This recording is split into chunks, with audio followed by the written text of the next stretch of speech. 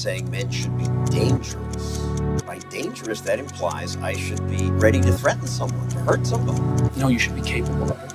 There's nothing to you otherwise. Welcome to the Dangerous Man Podcast, where we talk about how to become a better man, take responsibility for our mission, create value for others, and the many failures and lessons we've learned along the way.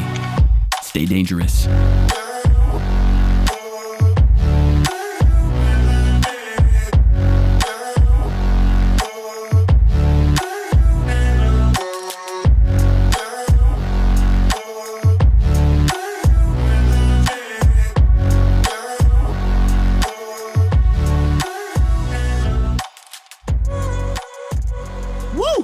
Welcome back, ladies and gentlemen, boys and girls, but really just the men.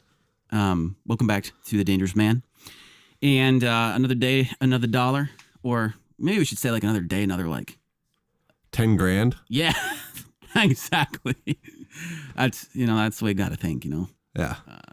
It's not about cents on the dollar. It's about moving forward in your purpose and your mission and having some funds to do that. You know what I'm saying? Yeah. Oh yeah. So, but hey, it's kind of funny because I went for a run this morning, Adam. Oh boy. And I have a buddy who's doing 75 hard, which is if you don't know what that is, it's an Andy Frisella, I guess like challenge where you basically have to do like a bunch. I'm not gonna say everything it is, but it's basically like a couple like 2 workouts a day. Having a diet, drinking a lot of water, a bunch of other things, not drinking alcohol or eating sugar, or that kind of stuff. And you have to do it for 75 days. And there's more to it, but it's basically like this huge challenge where you have to kind of, I guess, quote unquote, man the fuck up and do something hard and condition your body and kind of. That would be Andy Frisella's words for sure. Yeah, definitely.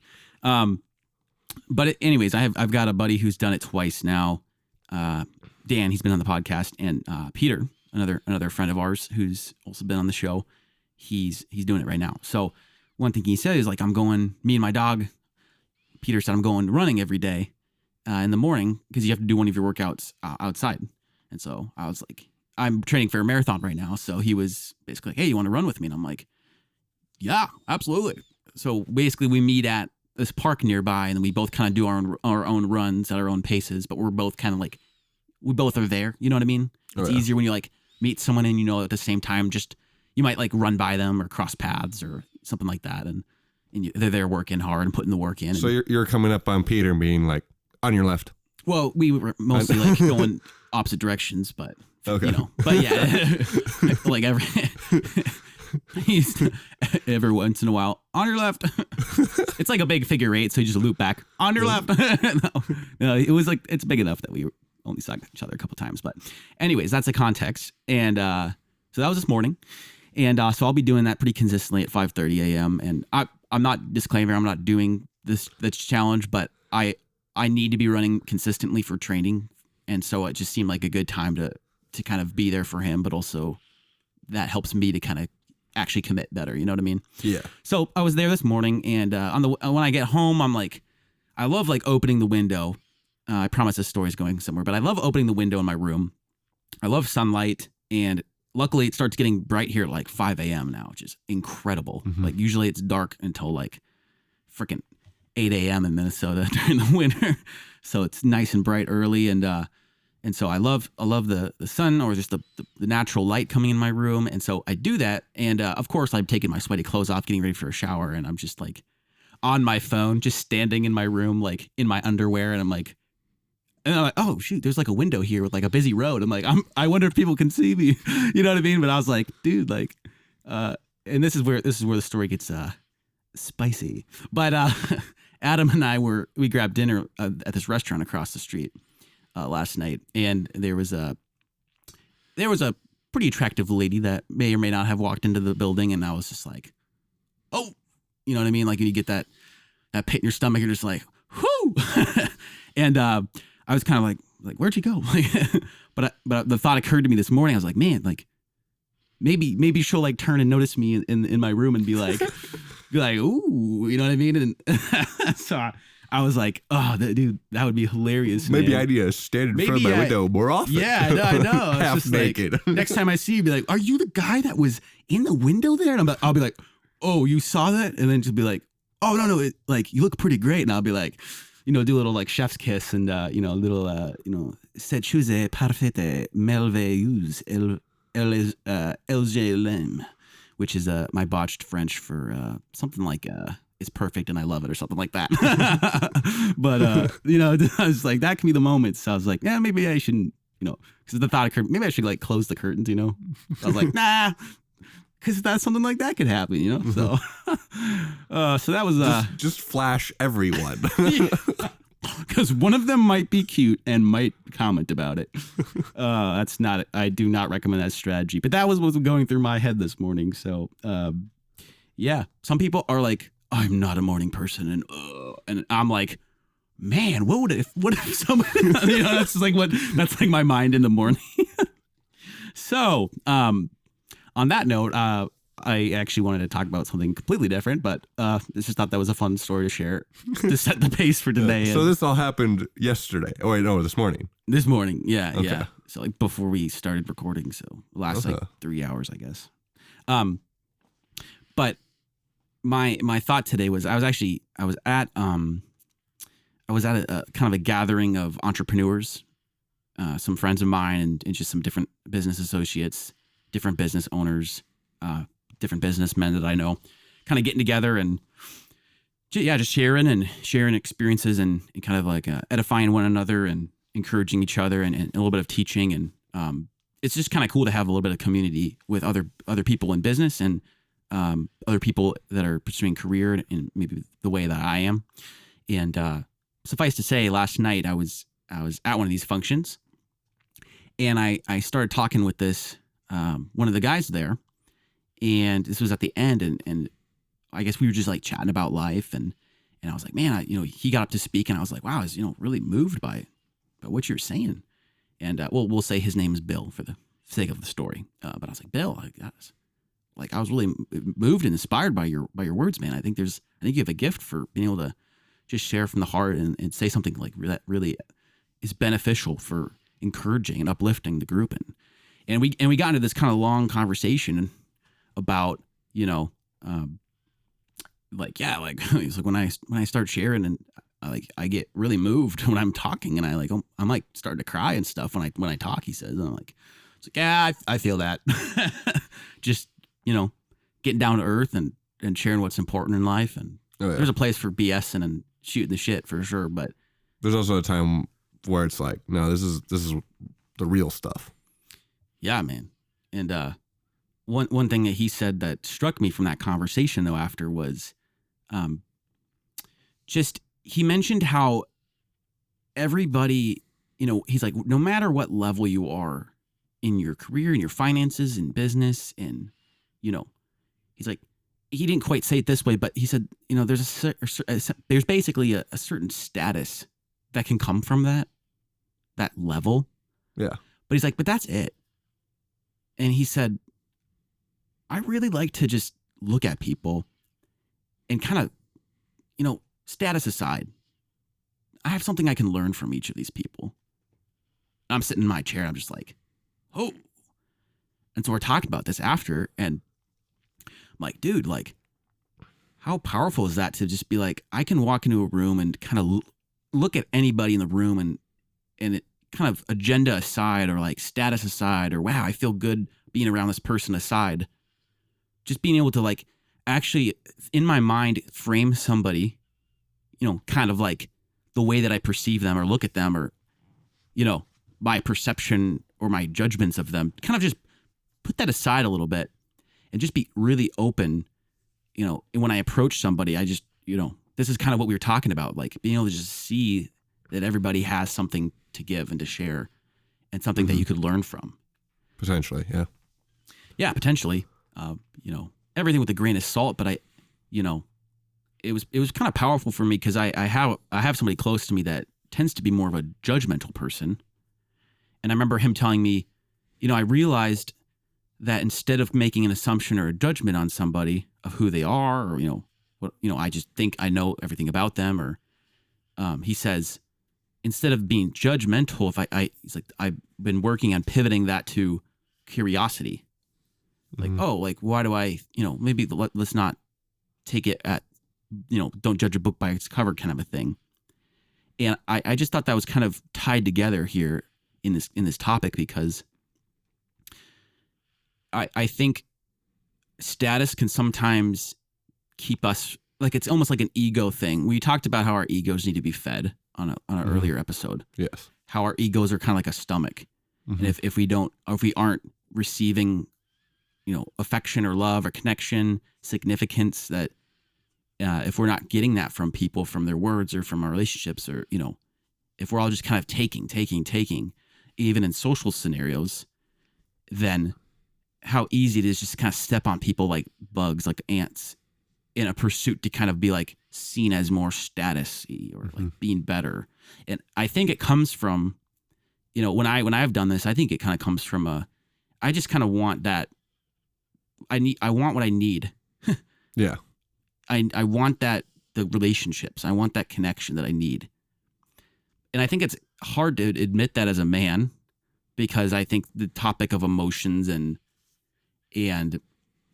just, I guess getting down to earth like that is like, oh, like that's a little bit too deep there. A lot of time in like, I think it's important to talk about masculine like circles. It's like, oh, you have to be like really gritty and like grit your teeth through a bunch of stuff and not show like a bunch of emotion, kind of like machismo in a little way, but not like exactly, where it's like, you have to be like self-reliant and be able to do all this stuff yourself. But like, really, like, again, like no man's an island.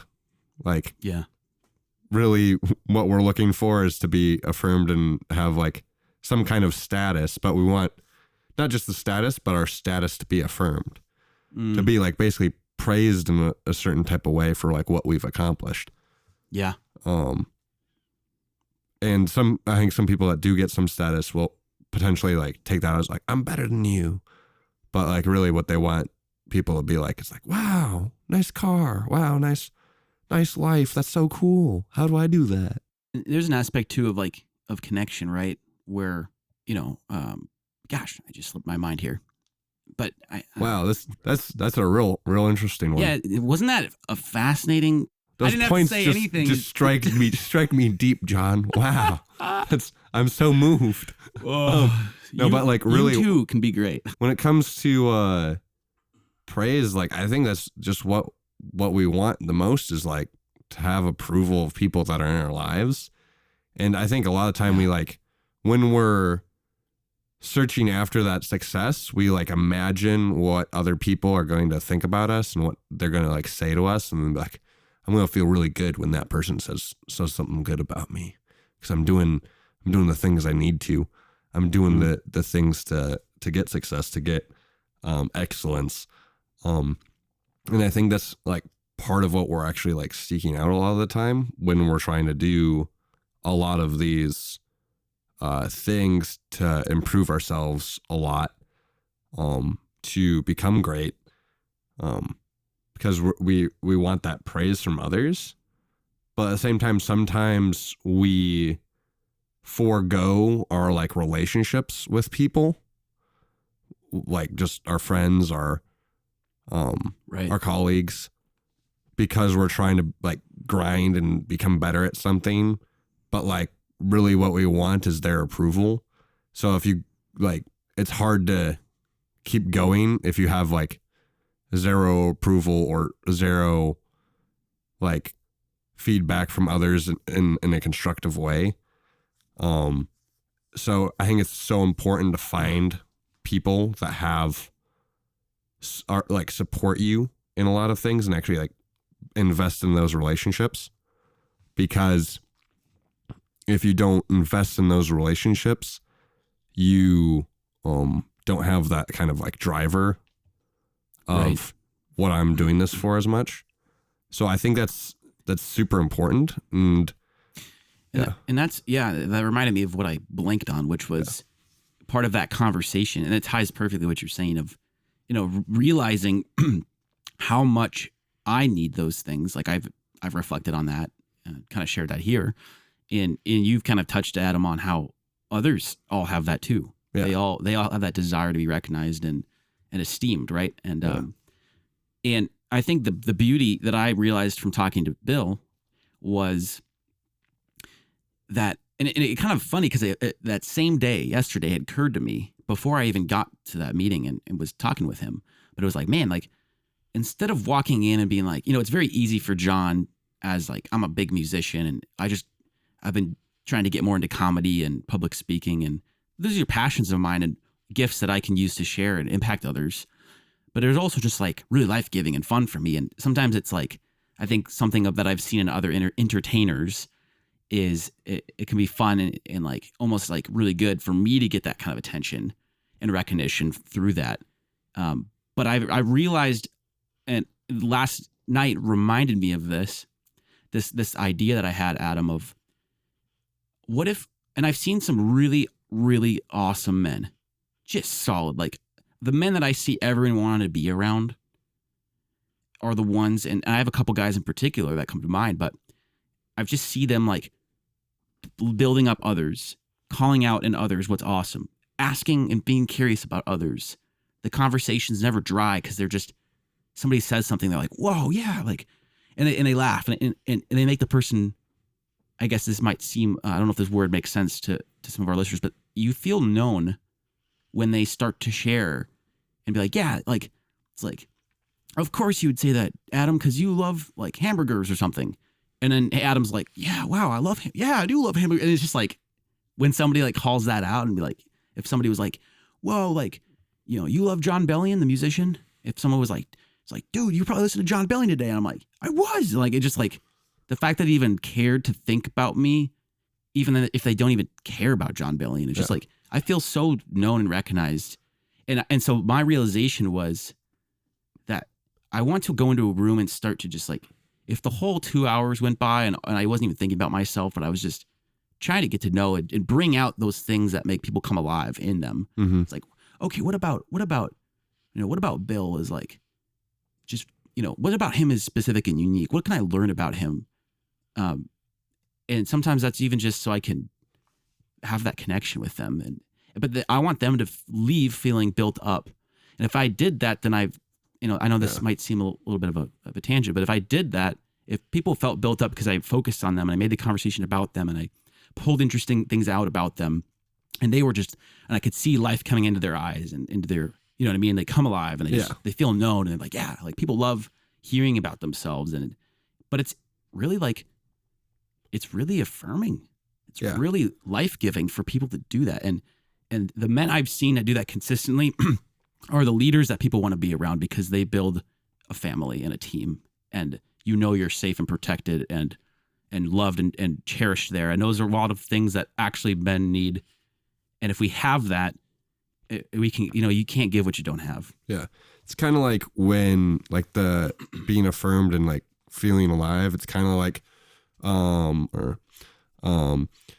it's kind of like when you think of a joke and you think of maybe the person's response to the joke, and then you tell a joke and they actually like respond in like a very like good way, then you're like, that feels good. That's kind of what you're almost going for when you're thinking of other people, so they can actually kind of be built up.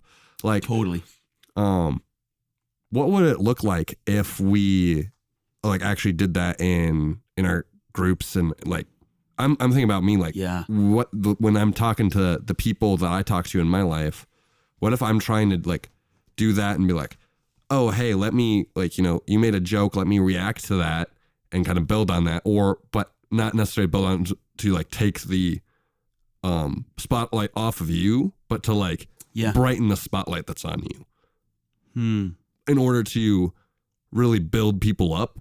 Because I think in that building up of other people, I will be built up myself.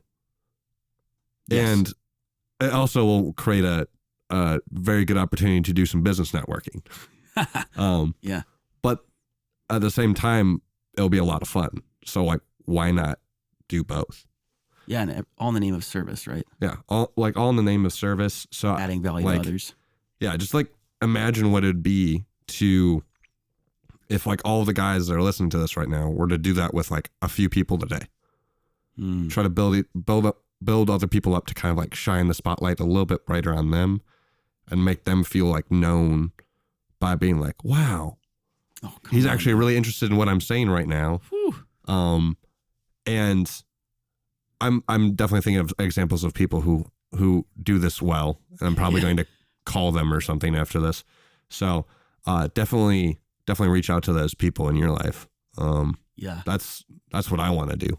Get around people you want to be more like. Yeah, 100%. It rubs off. It does. Share the show if you want to help other men embrace danger and become truly great. You've been listening to The Dangerous Man. Join us next time. Until then, claim your greatness and stay dangerous.